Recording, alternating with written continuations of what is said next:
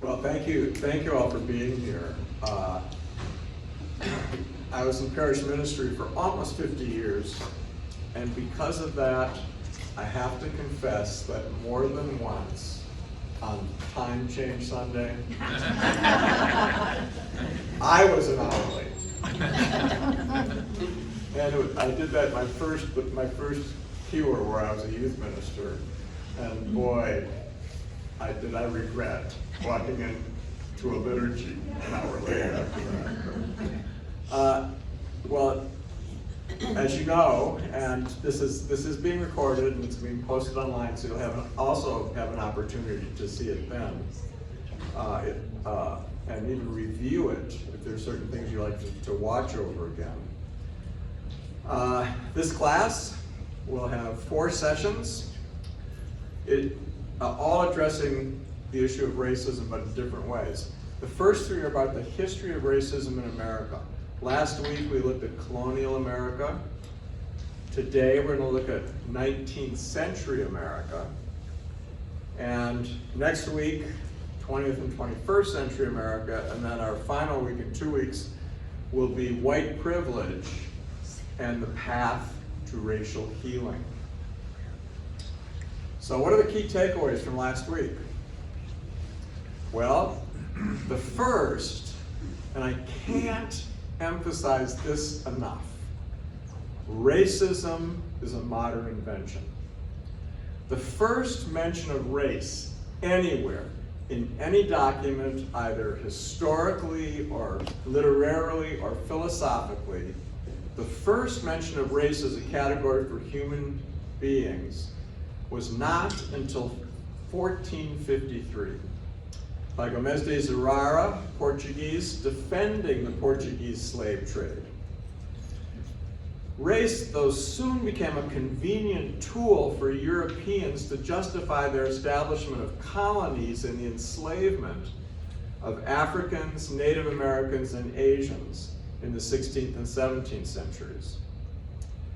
The wealth generated by slavery became the major economic driver of American colonies. The English colonies in North America, the Spanish and Portuguese colonies in Latin America.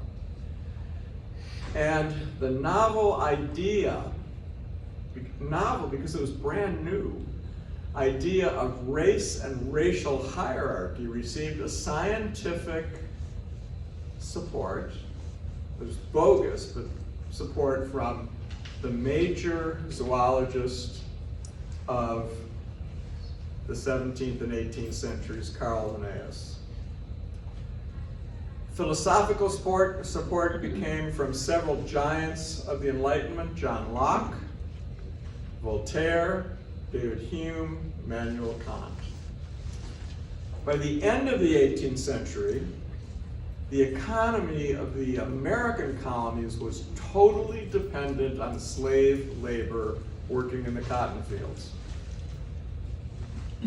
Not just in the South, but also the North, where bankers financed the slave trade and the Southern economy.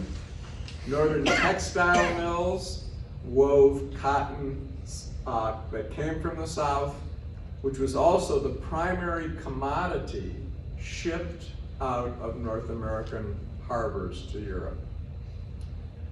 The second takeaway is when the United States was founded as a nation, racism was embedded into our national identity and supported by law. Slavery was still legal in every American colony in 1776. 41 of the 56 signers of the Declaration of Independence were slave owners. Racism was built into the founding documents of our nation. The Declaration of Independence was sexist and racist. It ignored slavery. It ignored women's rights, as well as referring to Native Americans as merciless savages. The Constitution of the United States upheld slavery and protected the rights of only white men who owned property. And then in 1790, Congress passed the Naturalization Act, which limited the right to American citizenship to aliens being free white persons. Now this not only affected non-whites, it affected indentured servants.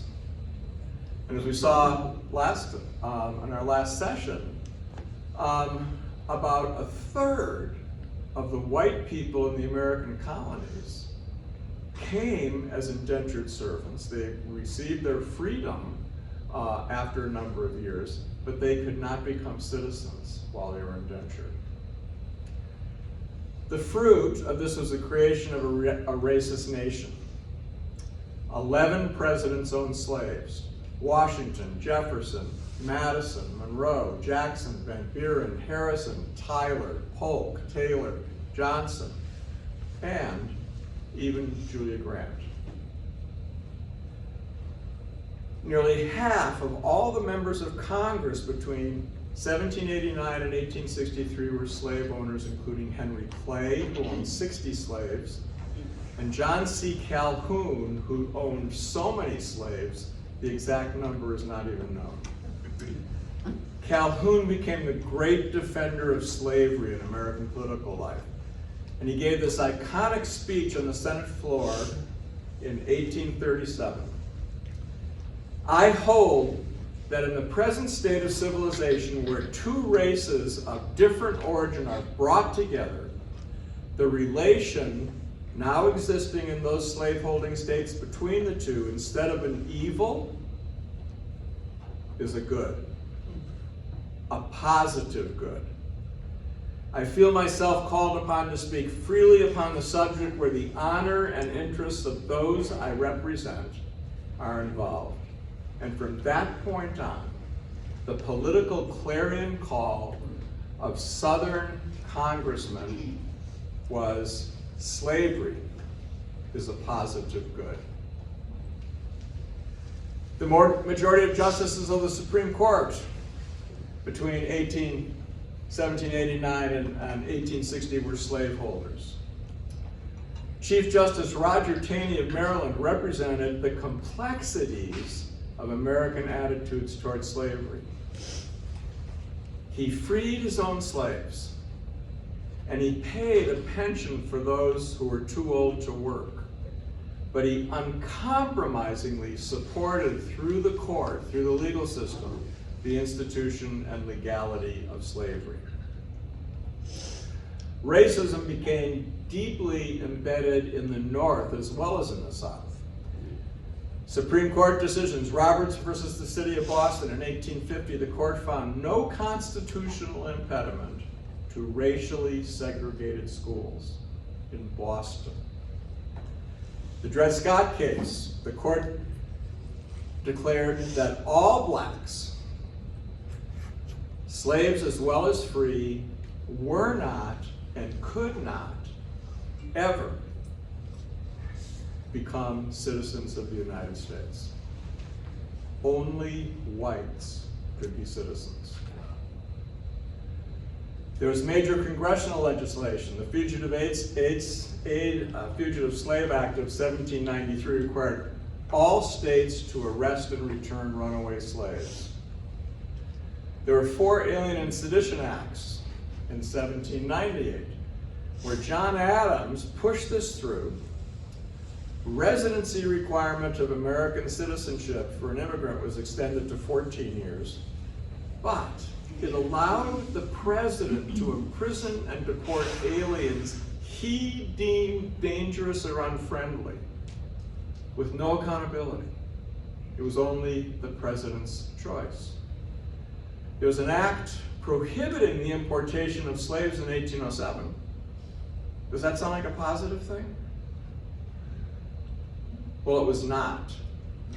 Because what happened was the domestic slave trade greatly increased, and over 300,000 slaves in border states, where they mostly worked as domestics, were sold to the Deep South, to Georgia, Alabama, Mississippi, Louisiana, and Arkansas, to work on cotton plantations. The Missouri Compromise of 1820 prohibited any slavery to increase, and this became the great political football. With new states, as the nation moved west, when territories wanted to become states, would they be free or slave? Decreed that slavery was prohibited above the longitude of 3660, which is the southern border of Missouri. Is there a problem with that? Missouri was already a slave state. But they wanted to keep the balance equal between free and slave states. The Kansas-Nebraska Act in 1854 repealed the Missouri Compromise, and it allowed slavery in these territories on the basis of popular sovereignty. The people themselves could vote whether they wanted to be slave or free. Racist attitudes and legislation were equally unrelenting on indigenous people. And economics continued to be the driving force. The new nation needed land to continue to fuel economic and absorb population growth. Thomas Jefferson, the man who wrote "All Men Are Created Equal," argued that the American government should pursue Indians to extermination or drive them to new seats beyond our reach. William Henry Harrison asked, "Is one of the fairest portions of the globe to remain in a state of nature the haunt of a few wretched savages, when it deems destined by the Creator to give support to a large population and to be the seat of civilization, of science, and true religion?" And Andrew Jackson put those sentiments powerfully into place with the Indian Removal Act of 1843, forcing almost 50,000 Native Americans from their homelands. The Trail of Tears forcibly removed several southern tribes to land west of the Mississippi, including all of those who were in Georgia. It is estimated that over 4,000 died of malnutrition, exposure, and disease. The new nation at this time was captured by the idea of manifest destiny.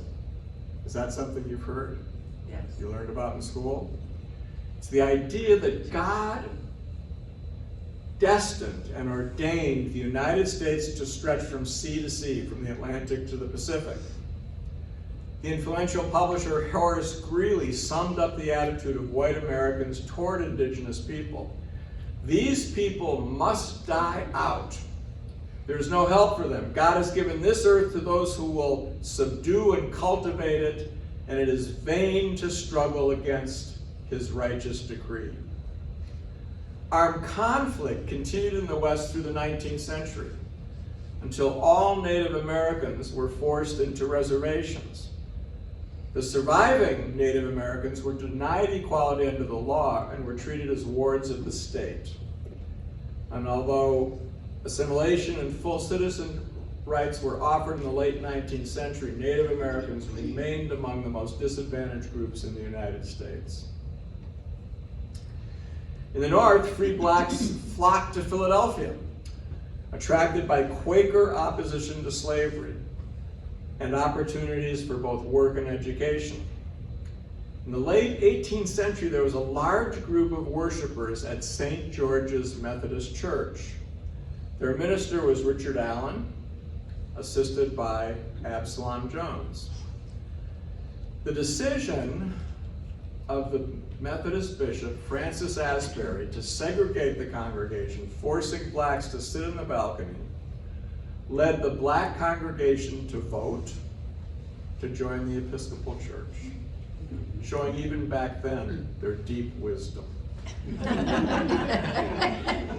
Jones, ordained a deacon by Bishop William White and to the priesthood in 1804, was the first black American in a hierarchical church to be ordained.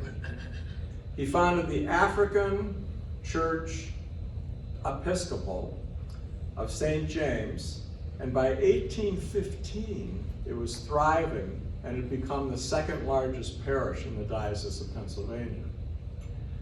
But they still faced racism from white churches. Richard Allen wanted to retain the simple liturgies of the Methodists, and he organized the Free African Society, whose primary purpose was to provide fugitive slaves and free blacks migrating to Philadelphia with support. And using that as his base, he organized a worshiping community for blacks. He called it the African Methodist Episcopal Church. And in 1816, he gathered other black congregations together to form a new denomination. Peter Williams founded the Black St. Philip's Episcopal Church in New York City in 1818, which is, should be famous for something that it's not famous for. Very few people know this. I'm going to give you information hardly anybody else knows. It's famous because it's where Ken Swanson was confirmed. And it was soon one of the largest parishes in the diocese. Yet neither St. Philip's, New York, or St. Thomas, Philadelphia, were allowed seats in their diocesan conventions until 1853 and 1864, respectively. Well, some Americans, for some, our better angels, led to an abolitionist movement that was determined to end slavery. The initial impetus came from evangelical Christians of the Second Great Awakening. They're inspired by these words of St. Paul. There is no longer Jew or Greek, there is no longer slave or free, there is no longer male or female, for all of you are one in Jesus Christ. Charles Finney founded Oberlin College in 1833 as the first racially integrated co-ed college in America. The Beecher family was in the forefront. Father Lyman Beecher founded Lane Seminary, which began training preachers whose clear message was, you cannot love Jesus and support slavery. His son, Henry Ward Beecher, was America's first Prince of the Pulpit. At Plymouth Church of the Pilgrims in Brooklyn, he preached many sermons calling for abolition. All of his sermons were printed in hundreds of newspapers all across the country every Monday morning. And the daughter, Harriet Beecher Stowe, published Uncle Tom's Cabin in 1852. How many of you read that? Oh.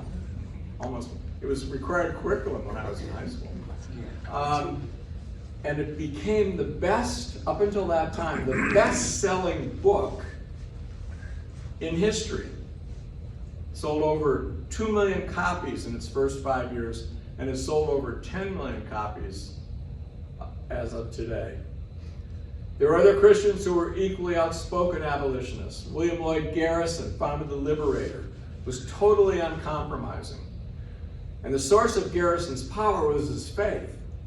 It's the Bible. In his earliest days, he read the Bible constantly and prayed constantly. It was this fire that started his conflagration. His partner, Arthur Tappan, published another newspaper, the Emancipator. He co-founded with Garrison the American Anti-Slavery Society. He and his family were constantly under threat. 2 of his homes were attacked and set on fire by anti-abolitionist mobs.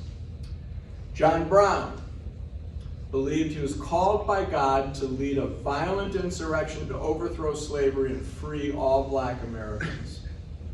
His attack on the federal arsenal at Harper's Ferry in Virginia in 1859 with a band of black and white insurrectionists failed.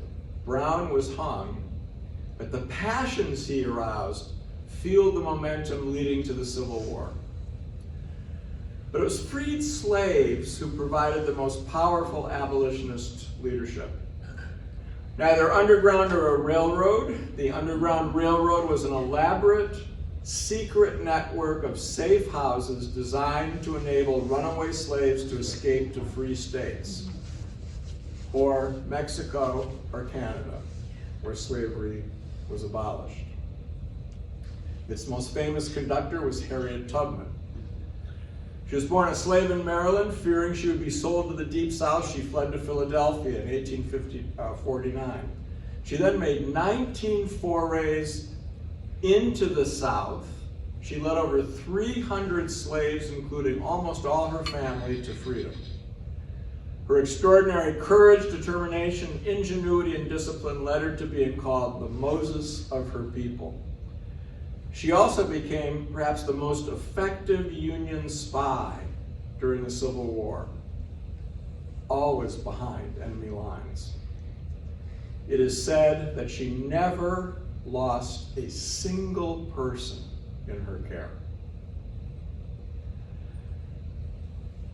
Born Isabella Bonfrey in Ulster County, New York, where my daughter and grandchildren live today.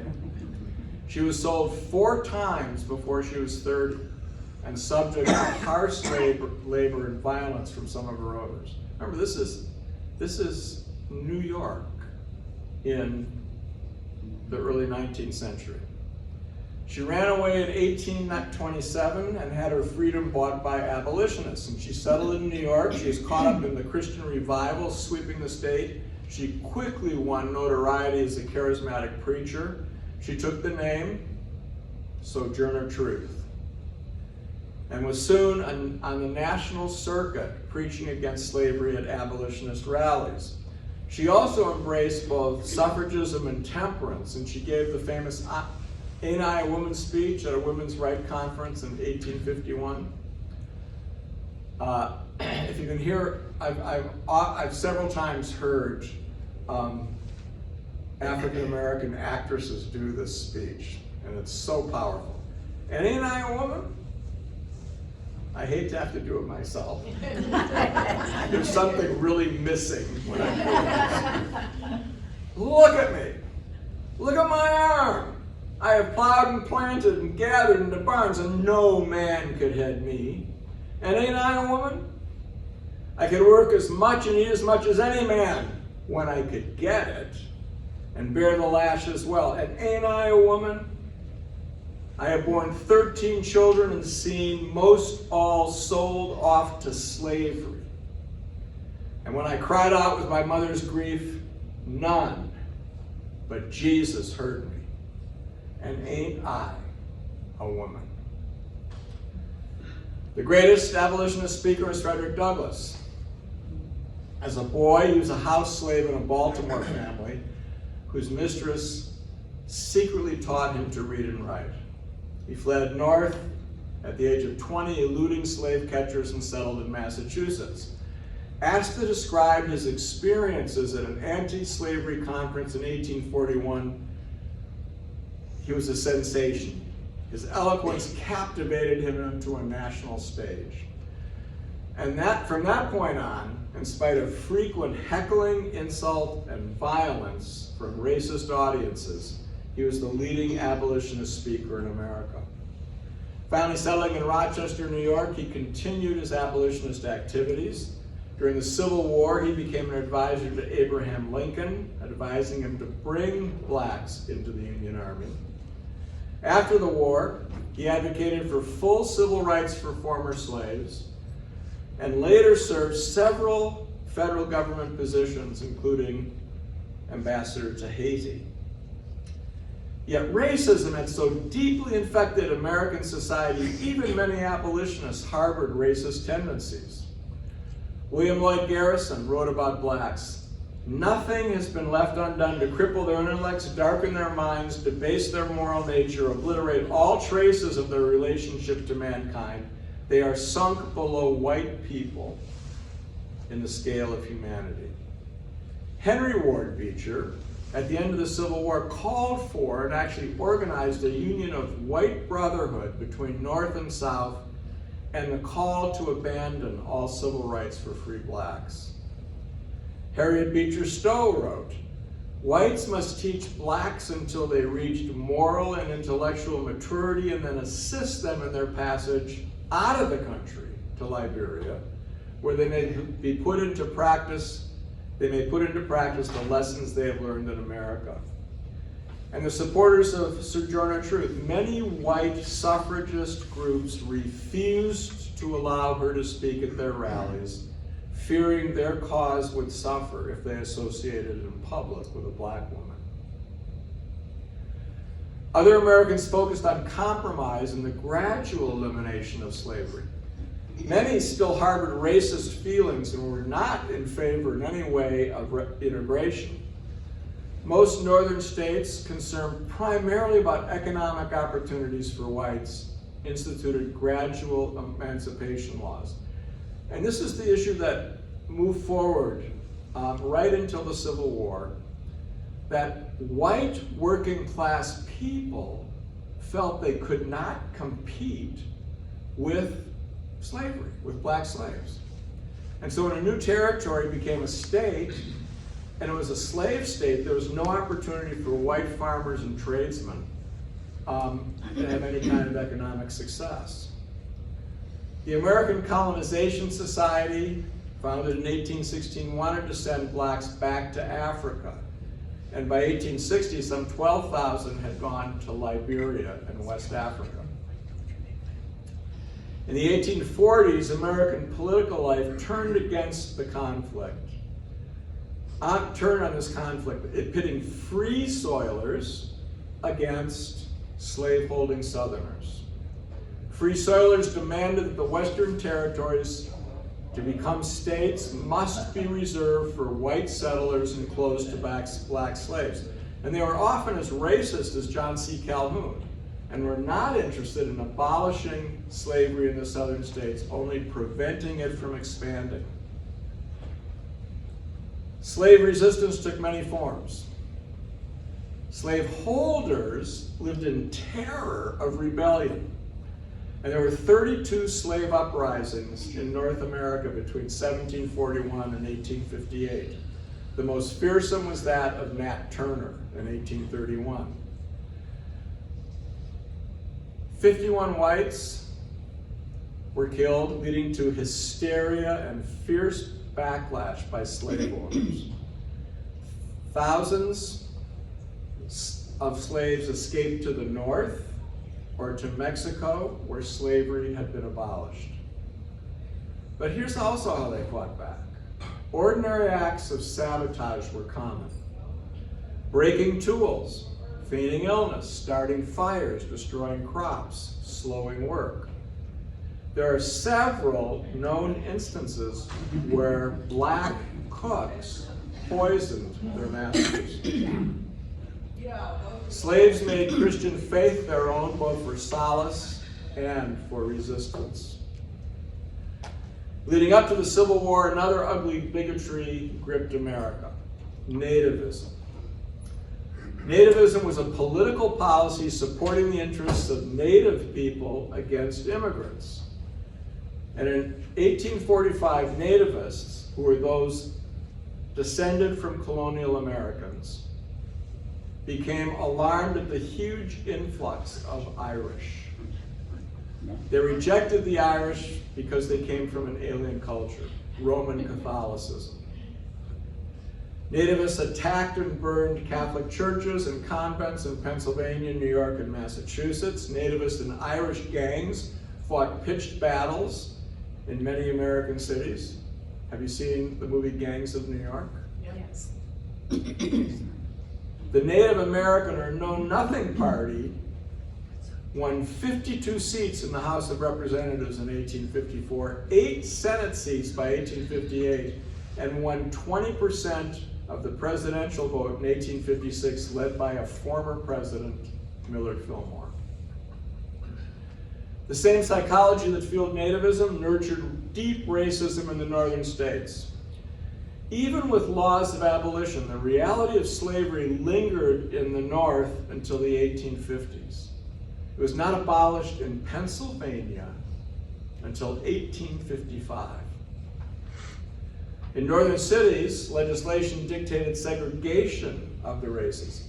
Blacks were forced to live in segregated areas, attend segregated schools, and allowed to work only at the most menial jobs. social intercourse with a sense of equality was as rare in the North as in the South. Oregon. How many of you think about Oregon, maybe until recently, as sort of a bastion of liberality in American political life? Well, Oregon was admitted to the Union in 1859 with a constitution that forbade black people from living, working, or owning property in the state, a provision that wasn't repealed until 1926. By the mid-19th century, the American economy was driven by a dual racism against blacks and indigenous people. Think about this. Richard Hughes has written, if we begin with the most basic distinction in the political economy, which is the distinction between capital and labor, we quickly realize that enslaved people were both. Their value on the eve of the Civil War, think about it, this is mind-boggling, was equal to all the capital invested in American railroads, manufacturing, and agricultural land combined. Was there an economic reason for supporting slavery? Likewise, capitalism makes no sense apart from the vast tracts of land on the North American continent stolen from their original owners, which became the ground upon which the enslaved people toiled, particularly as the cotton fields, the forests were cleared and cotton fields were planted all across the Deep South. Then we have the enigma of Abraham Lincoln and the Republican Party. Founded in 1856, the new Republican Party was opposed to slavery. Their goal was simply to end slavery in any new states to secure economic opportunities for white farmers, tradesmen, and merchants by eliminating any competition from slaves. In 1858, the Republican Abraham Lincoln ran against Stephen Douglas for a Senate seat in Illinois. He was functionally, at that time, a free soiler. He supported gradual emancipation, but it was opposed fiercely to the expansion of slavery into any new states because it would stifle white economic development. In a debate with Douglas, in August 1858, Lincoln expressed his position on race. I am not, nor have ever been in favor of making voters or jurors or Negroes, nor of qualifying them to hold office, nor to intermingling with white people. And I will say, in addition to this, that there is a physical difference between the white and black races which will ever forbid the two races from living together on terms of social and political equality. I am as much as any other man in favor of having the superior position for the white race. Yet, part of his greatness was he changed his mind. Once the Civil War began, slavery began to disintegrate in the South. Thousands upon thousands of slaves fled from their plantations across Union lines. Lincoln decided to accept the runaway slaves as free people. The commanders of the Union Army were clamoring to have the enlistment of blacks as soldiers. And Lincoln eventually grew to embrace both the inclusion of blacks in the military as well as their full emancipation because of military and political expediency. And he began a plan for a full civil rights program for blacks at the war's end. But in reality, the Civil War created both opportunity and terror for blacks. At first, blacks were not allowed to enlist in the Union Army for two reasons. A 1792 federal law prohibited blacks from bearing arms. President Lincoln was afraid that all the border states, which were still slave states, would secede from the Union. But freed blacks were allowed to enlist in 1862. Several black regiments were formed with white officers. Black troops, however, received less than half the pay of white soldiers. And Union conscription in 1863 led to draft riots, most particularly in New York. New York never supported the Civil War. Why? Because their economy depended on slavery. 20% of the population of New York were slaves. Think about this. In the 1860s. And their entire commerce through shipping was dependent on Southern cotton. But working class whites who did not want to be conscripted, mostly Irish, feared blacks if they did go into the army would take their jobs. So Irish American rioters targeted blacks, burning their homes and institutions, wantonly murdering over 100 black women, children, as well as men. But then on January 1st, 1863, Lincoln issued the Emancipation Proclamation that freed not only slaves, only the slaves who were in Confederate states in rebellion. Those in the border states remained in bondage. It had two powerful consequences. It prevented both France and Britain from supporting the South, which they were poised to do. And it allowed the Union Army to recruit freed black slaves, and nearly 200,000 joined. And more than anything else, this is what sealed the defeat of the Confederacy. Lincoln understood this, writing, "The emancipation policy and the use of colored troops constitute the heaviest blow yet dealt to the rebellion. It laid the groundwork for the 13th Amendment in 1865, abolishing all slavery.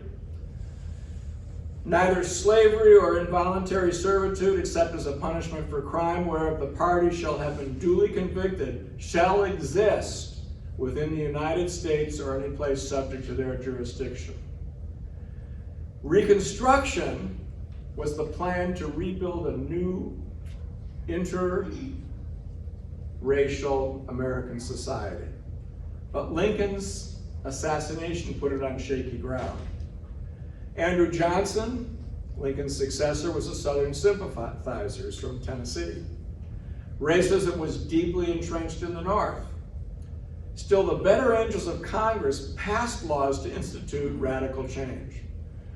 The act to establish a bureau for relief of refugees, freedmen, and abandoned lands built hospitals all through the South, provided medical care for millions of freed slaves. Over 21 million rations of food were distributed to impoverished blacks and whites in the South. But its greatest success was in education, as more than 1,000 schools were established, as well as many teacher training institutions, including those which became Fisk, Howard, and Clark Atlanta universities. But at the end of 1865, Congress took control of Reconstruction, led by the radical Republicans Thaddeus Stevens and Charles Sumner. The Civil Rights Act of 1866 defined all persons born in the United States as national citizens, guaranteed equality under the law, abolishing this principle that had been in place that you had to be white to become a citizen. Congress next approved the 14th Amendment, which put birthright citizenship into the Constitution, forbidding states to deprive any citizen of equal protection from the law. The federal government would guarantee every citizen's equality from any state violation. The Reconstruction Act, 2 years later, divided the South into 5 military districts, outlining how new state governments were to be established based solely on manhood suffrage, regardless of race. Of course, who still couldn't vote? Women. Federal troops occupying the southern states brought order through force of arms, temporarily ending any white violence against blacks. But then there was a new stage, radical Reconstruction. By 1870, all the former Confederate states had re-entered the Union. they were required to ratify the 14th Amendment, adopt new state constitutions, disqualifying any former Confederate official from public office, and guaranteeing black men the right to vote. Nearly all the southern states were controlled by the Republican Party, made up of carpetbaggers from the north, looking for profit, scallywags, upcountry non-slaveholding whites, African Americans who pressed for the elimination of the racial caste system and the economic uplifting of free slaves. 16 African Americans served in Congress, including 2 in the Senate, and over 600 in state legislatures and hundreds more in local offices. Republicans created the first state-funded public school systems in the South. They outlawed discrimination in public transportation and accommodation and strived to elevate the economic conditions of freed slaves. But both economic stability and personal safety for blacks was unrealized. The promise of 40 acres and a mule offered by William Sherman was spoiled by Andrew Johnson, who ordered all federal lands be returned to their original owners. Freed slaves had little choice but to work on plantations for white owners, either for wages or as sharecroppers. Blacks remained propertyless and poor. The political revolution generated a violent opposition from white Southerners. White supremacist groups like the Ku Klux Klan targeted Republicans and black community leaders for beatings and assassination. But in 1870 and 71, Congress passed 3 enforcement acts, which gave the federal government authority to prosecute all who violated the civil and political rights of African Americans, particularly targeting the Ku Klux Klan. And it was so successful, the Klan was completely eliminated by 1872. Grant's presidency brought advancement and setbacks. The 15th Amendment prohibited states from restricting the right to vote because of race. The Civil Rights Act of 1875 guaranteed rights for blacks in public and civil life. But attitudes were shifting in the North. There was a widespread dismay at the perception of political corruption by Southern Republicans. The latent racism in the North became more open as the Republican Party moved to a far more conservative political position. Many in the North believed that Reconstruction to raise up blacks had been a mistake. Even Northern Republicans called for letting the most talented Southerners, racist former slaveholders, back into government.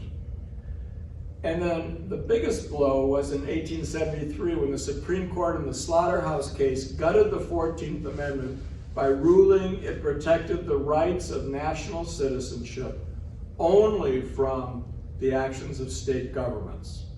It allowed private business and landowners to discriminate against blacks.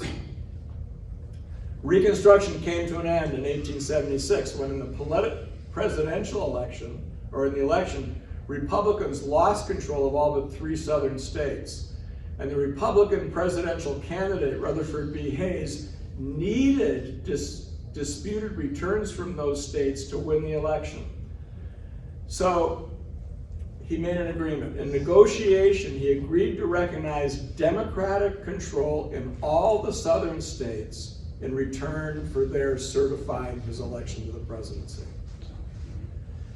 The Democrats immediately began to put a new racial system in place in the South, called Jim Crow, after a popular minstrel routine mocking blacks. Its foundations were these things: disenfranchisement of black voters, a rigid system of racial segregation, the relegation of African Americans to low-wage agricultural and domestic employment, and both legal and extra-legal violence to crush anyone who resisted. The Republican Party and the federal government simply turned a blind eye. And even though flagrantly violated the Reconstruction Amendments, those great amendments of freedom remained in the Constitution sleeping giants, in the words of Charles Sumner. And Martin Luther King in the 1960s would consistently refer to those sleeping giants. And then there was a new ideal for assimilation that emerged, the melting pot. How many of you are familiar with that? Nativists, remember them, had two fears about new immigrants. They lacked the political, social, and occupational skills needed to assimilate into American culture. Many were socialists, anarchists, and communists who would promote a destabilizing political radicalism. Yet a new vision for assimilation captured the American imagination, assuaging anxiety concerning immigration. The melting pot is a monocultural metaphor for a heterogeneous society becoming homogeneous, with the different elements melting together into a harmonious whole with one common culture. Rooted in the ideas of the American philosopher John Dewey, who believed democracy and the one ultimate ethical ideal of humanity are, to my mind, synonymous. Public education would become the crucible in which all American children would learn to embrace the values of a single democratic society based on the English language. Children would become responsible citizens through learning civics, social studies, American history, and English literature. Now, I'm of an age, and I think as I look out, some of you are as well, where this was the educational principle in public schools that I grew up in. There's one problem. What was that? Black Americans were socially, politically, economically, and legally excluded. One more thing before we bring it to a close. The North won the Civil War, but the South won the peace. Neither the military victory or the federal laws granting emancipation of equal rights to freed blacks solved the great underlying problem, which was racism. The majority of white Americans in both the North and the South felt they were superior to blacks and rejected equality. Having the need to justify their defeat, Southerners began to craft a new narrative about the lost cause.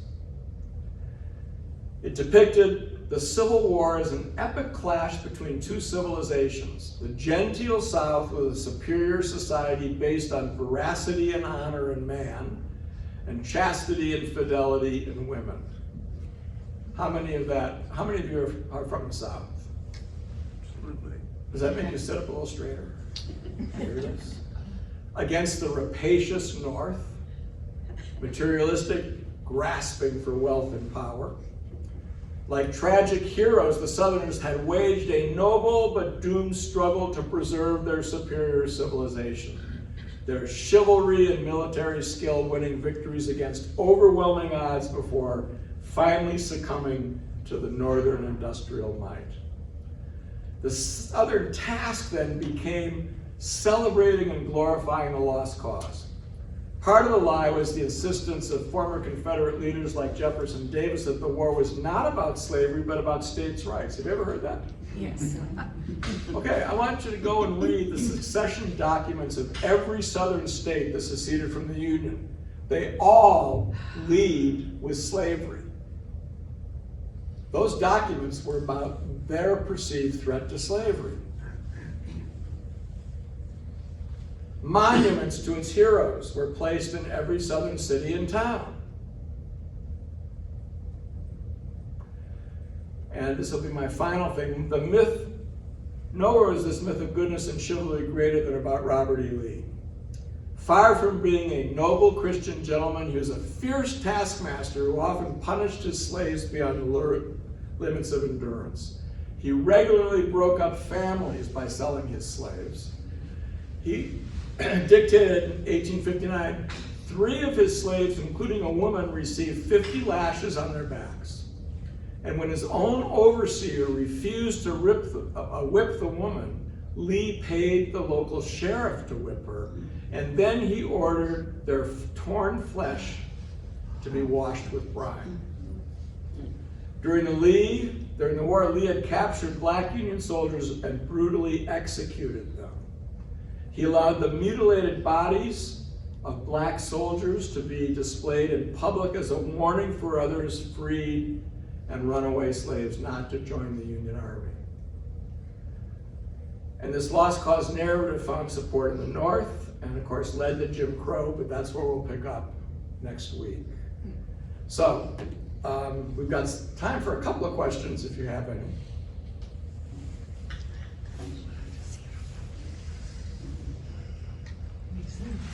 Really? Okay. Yes. You say in Canada and in Mexico, they stopped slavery before the US. Yes. That did not. There was Britain abolished slavery in 1827.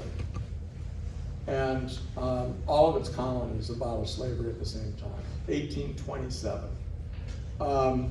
And Mexico had a revolution in the 1830s, and they abolished slavery as a response to that revolution. They were an imperial colony of France at that time, and achieved their independence. And one of the first acts they did was abolish slavery. So both Mexico and Canada became places where runaway slaves went. Anything else? Oh. I'm back. Yes. Thank you for allowing your sister parish to have the 2 questions from OLA. We're here. I just have kind of a comment because I've had 2 weeks to think about this.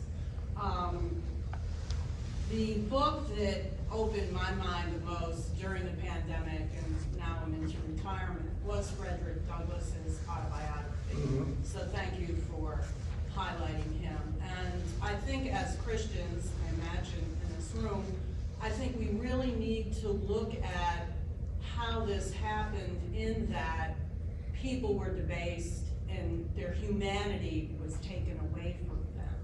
And so it's not just with this historical narrative, but with what's going on today around the world. Yeah, and that, thank you for bringing this up. That is really based on a sort of basic racism, right? Hierarchical racism, that whites are superior to blacks. And it still is deeply embedded in the consciousness of many Americans. And so just to finish up, a quote that I had read over this time in my studies, and I've written it down, and it kind of guides my thinking on the subject, is that when people extend mercy to the cruel, then we can expect cruelty to the innocent. And I think we see that playing out worldwide. If we're going to enable cruelty, we can expect it to happen over and over again to the innocent. Well, but I've not heard that before, so thank you. Anything else? Why don't we end with prayer? The Lord be with you. Also with you. Let us pray. Heavenly Father, we thank you for allowing us to open our hearts and minds to looking at our own history through a different lens, through the lens of race. And help us to respond to your call to be people who respect the dignity of every human being. We ask that you enable all of us to continue to think about these things as we go forth and set up how we understand what happened in the late 19th and 20th centuries. We ask this in Jesus' name. Amen. Amen. Thank you all very much.